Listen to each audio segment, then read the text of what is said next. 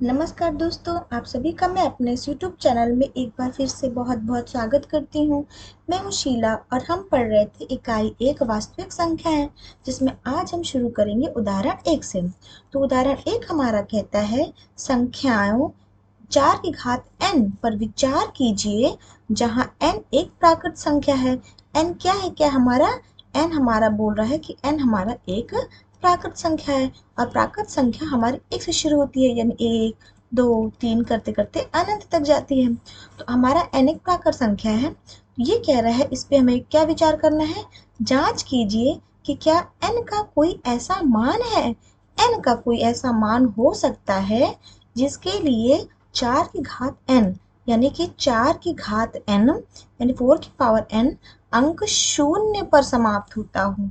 यानी ये जो 4 की पावर n है, इसकी जो वैल्यू आएगी वो हमारे शून्य पर, यानी इकाई उसका शून्य पर क्या समाप्त होगा। तो आइए देखते हैं। तो इस सबसे पहले आप देख सकते हैं कि 4 की घात n है। इसका मतलब 4 का मतलब 2 की पावर 2 लिख सकते हैं, क्योंकि 2 दूनी 4 और इसकी होल पावर कितनी हो जाएगी हमारी n। अगर हम इसे गुणा करेंगे, यानी इसको गुणा करेंगे, तो जाएगी हमारी 2 की घात 2 गुणे n, यानी 2 की पावर 2n, यानी 2 की घात हमारी कितनी आ जाएगी? 2n आ जाएगी। तो आप साफ साफ देख सकते हैं कि चूंकि 2 की घात 2n है, तो इसका मतलब अब 2 की अगर 4 की पावर n को हम प्राइम फैक्टराइजेशन और गुणनखंडन करते हैं, तो उसका जो हमारा क्या आएगा, वो उसका एक गुणनखंडन पक्का अभाज्य संख्या में 2 आएगा।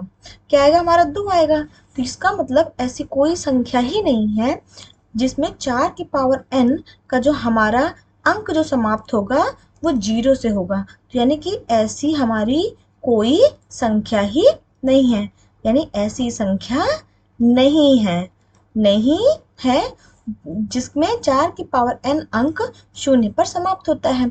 आप इस तरह से भी समझ सकते हैं कि जो शून्य बोल रहा है ना, शून्य पर समाप्त होना, यानी 4 की पावर n, यानी इसका जो अंक है वो शून्य पर समाप्त होगा। तो शून्य का मतलब है कि यानी कि ये 5 से पक्का विभाजित होना चाहिए।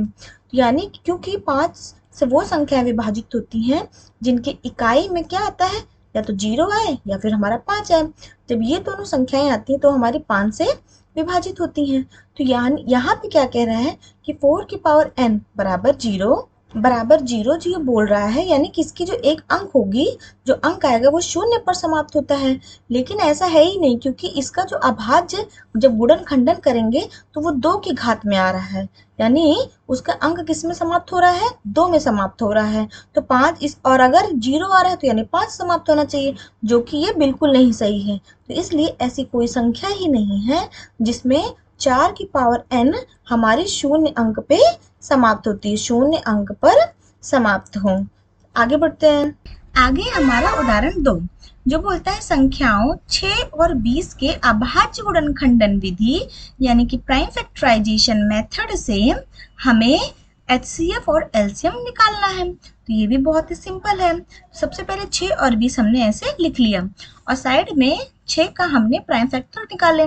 तो 2 तिहाई 6, 3 एकम 3, यानी 2 गुणे 3 ये आया। इसको हम इस तरह से लिख सकते हैं, क्योंकि 2 की पावर 1 यानी एक बार है, गुणे 3 की पावर 1। अब आया हमारा 20। अब इस 20 का भी हम ऐसे ही निकालेंगे। 2 दहम्मा 20, 2 पंचे 10, 5 एकम 5, यानी कि 2 गुणे 2 गुणे 5 बराबर, चूंकि 2 दो बार है तो 2 की घात 2 गुणे 5 की घात 1। अब HCF हमारा क्या कहता है कि इसमें जो कॉमन होगा उसको हम लोग ले लेंगे। तो इसमें क्या कॉमन आया? सिर्फ 2। तो इसलिए इसका HCF क्या होगा? 6 और 20 का सिर्फ 2 आएगा। और LCM हमारा क्या आएगा? तो LCM बराबर, LCM बोलता है जिसकी हाइयर, जैसे ये 2 है, यहाँ भी 2 है, 2 की पावर 1, यहाँ 2 की पावर 2, तो ये ज़्यादा हाइयर है, ये हाईएस्ट है, जिसकी घात सबसे ज़्यादा होगी उसी को हम लेंगे। यानी 2 की घात 2 गुणे, चूंकि यहाँ 3 की घात 1 है तो 3 की घात 1 गुणे यहाँ 5 की घात 1 है तो 5 की घात 1 बराबर, इसका मतलब 2 गुणे 2 गुणे 3 गुणे 5 बराबर 2 दूनी 4 और 5 तिहाई 15 और 15 चौका 60। यही हमारा LCM होगा 6 और 20 का। आगे हम नेक्स्ट वीडियो मिलेंगे। आज के लिए धन्यवाद।